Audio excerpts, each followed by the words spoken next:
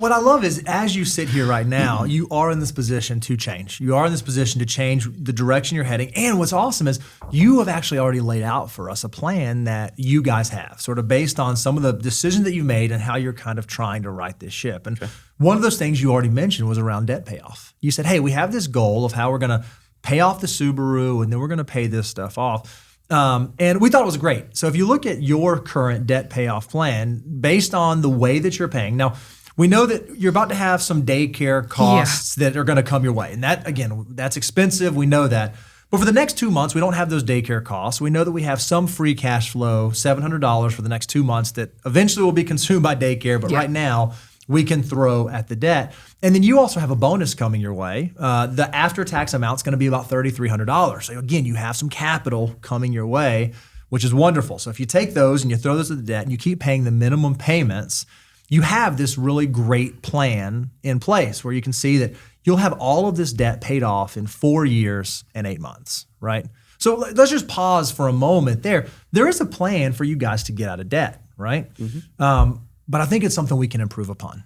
Yeah, I think it feels like a long time. I think it's something that we can make a little bit better. And one of the things we have to do is really think through the debts that we have. Now, we already showed you on the net worth statement that both of you have some student loan debts. And in our opinion, not all student loan debt is created equal. If you're working through the financial order of operations, there's step 1, and there's step 2, and then step 3 is high interest debt. Well, not all debt is high interest debt. And when it comes to student loans, in our opinion, not all student loans are high interest debt.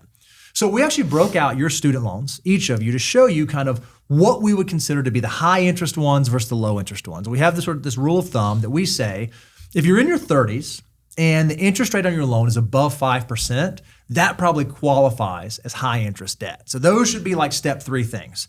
Anything that's not above 5%, that's probably not step 3. That's probably like step 9, low interest debt, or something you focus on later on, like maybe once you get into your 40s. And so you can see that when we look at your high interest debt here, you have about $28,000 of student loan debt. Plus you have the $29,000 of auto debt. So we have some things we know we want to begin knocking out. And your plan in place will have you move through this over the next 4+ years, right?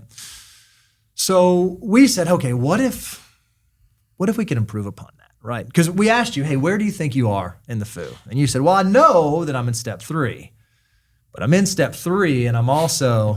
I'm also doing this one over here, and I'm also doing, one of the reasons that we designed the financial order of operations was to tell you what you should do with your next dollar. And it's about the very best use of your next dollar. So we think realistically there's a strategy available to you guys where you could redeploy some of your dollars, where if you were to adjust how you right the ship on the FOO, you're going to have an opportunity to knock that debt out a whole lot quicker. Does that sound... Sounds wonderful. Does that sound interesting? Yes. Does that sound intriguing? Oh, yeah. All right, so let me walk you through our plan of what we think would look practical from a debt payoff. This is when I get excited. So, this is fun. So right now, we know that, Aaron, inside your 401k, I think you're putting like 10% in your 401k. Yeah. But you don't have to be putting in 10%, right? You get an employer match, and your employer match has a required contribution of what was it, 6%? 6%. Yep. So you've made the decision, hey, I want to save more than that. I'm going to save 10%, but you only have to save 6% to get your maximum employer match, right? So one of the things we think that could likely make sense is, hey, maybe we should decrease your 401k contribution to just get the max. Again, we're working through the FOO. Step 2 is maximize employer match, then start paying off high interest debt. You kind of jumped all the way to step 6 by putting 10% in. We love saving for retirement, don't get us wrong, but you guys need to triage your personal situation now. And I think you'll find if we can do just some short-term attack this high interest debt, you're going to be able to come out the other side of it stronger and better to throw more at retirement in the future. Because I don't want to minimize how important it is to save for retirement. It's kind of like your small decision just to get the match got you to this point. But we do need to take a slight step back so we can focus triage, as I say, the most important thing in your life right now. So I just want to put that, because I didn't want anybody out there in the audience to watch this and go, man, they're cutting back their retirement. Yes, and sometimes in life, you have to take a step back in the FOO. It's not a walking up a stair step. It's actually, you might have to pull back to adjust for life's events. And that's what we're doing today. That's surprising. See, I got tricked into raising that to 10% because when you log into the Vanguard website, do you want to you're going to increase have a it? shortfall. Yeah, sure. Well, I'm like, you are if you don't change it. Now, if you this is a temporary triage moment. We're fixing where you got some leaks in the system, and then we're going to come at it with even harder force because we recognize that's why it's got. But I need you to feel some pressure on this too. Is that it is not a good thing to cut back the 401k. Right. Yeah. This is a temporary measure to stop taking on the water of debt and all these other things that are stealing the money from you. And Caitlin, sounds like you're doing the same thing right now. You're putting in 10% into your 401k also, which normally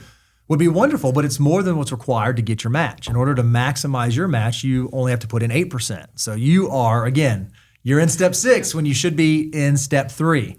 So one of the recommendations we're going to make is to decrease your 401k contributions. And then it also looks like you have $50 a month going into an after-tax account. Now we're at like a step 7 over here, kind of, right? So we think that if we can restructure some of these, right, decrease the 401k contributions, do away with the brokerage account. And then this one is a hard one.